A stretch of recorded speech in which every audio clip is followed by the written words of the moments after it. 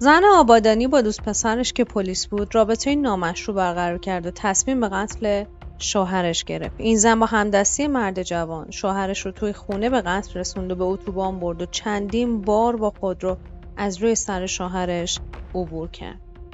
سلام، امیدوارم در امنیت کامل به سر ببرید. من عاطفه هستم و اینجا کانال قتل و جنایته. اگه شما هم به پرونده‌های جنایی علاقه‌مندین با من همراه باشین. لایک و سابسکرایب فراموش نشه. ممنونم.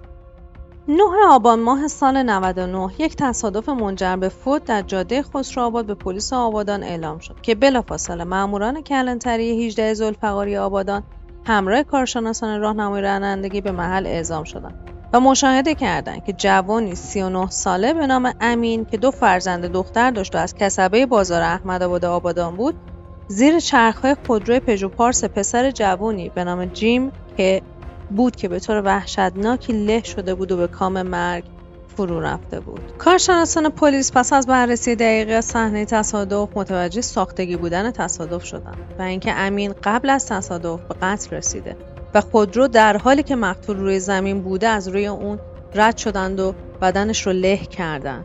بدین ترتیب ماموران دایره جنایی پلیس آگاهی آبادان راننده خودروی پژو پارس رو مورد بازجویی فنی قرار دادند. متهم در ادعای اولیه خودش به پلیس گفت ساعت 5 صبح جمعه بود که قصد رفتن به ماهیگیری رو داشتم که کنار جاده با مرد جوانی تصادف کردم و اون در جا فوت کرد. با توجه به حرفهای ضد و نقیض پلیس جوان، مامورای پلیس جنایی در بررسی تلفن متهم متوجه شدن اون مدتی که با همسر امین که مقتول باشه در ارتباط بوده. از این رو ماموران به منزل مقتول رفتن و توی بازرسی از خون بسیار زیادی رو که روی فرش و موزاییک‌های زیر فرش ریخته بود مشاهده کردند که همسر مقتول مدعی شد که پس از شنیدن مرگ همسرم دچار خونریزی شدید شدم و وقت نکردم که اون محل رو تمیز کنم. سپس مامورا به سراغ دوربین‌های مداربسته که مقابل خونه امین بود رفتن و مشاهده کردند که راننده تصادف مرگبار وارد خونه امین شد و به همراه همسر امین چیز رو داخل پتو پیچیده و از خونه بیرون آوردن. ماموران بلافاصله مظنونی رو دستگیر کردند که مقتول با توجه به مستندات موجود در تحقیقات پلیسی اظهار داشت که مدتی است که با مرد جوان دوست بوده و در این مدت به یکدیگر علاقه شدیدی پیدا کردند.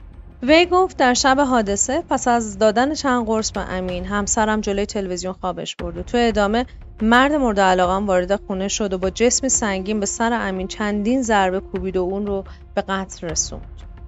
زن جوان ادامه داد پس از قتل جسد شوهرم رو لای پتو پیچیده و نزدیکای صبح اتوبان جاده خسروآباد بردیم و با خودرو از روی امین رد شدیم تا تصادف به نظر برسه. اون گفت قرار بود از طریق بیمه دیه همسرم رو که به خاطر تصادف فوت کرده بود رو بگیریم که دستمون روش شد.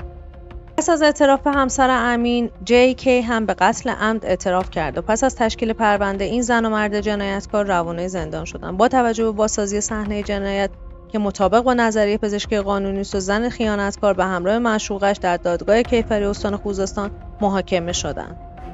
بنابراین گزارش چندی پیش زن خیانتکار با قرار وثیقه از زندان آزاد شده، اما قاتل همچنان در زندان به سر میبره تا حکم اون نهایی و اجرا بشه.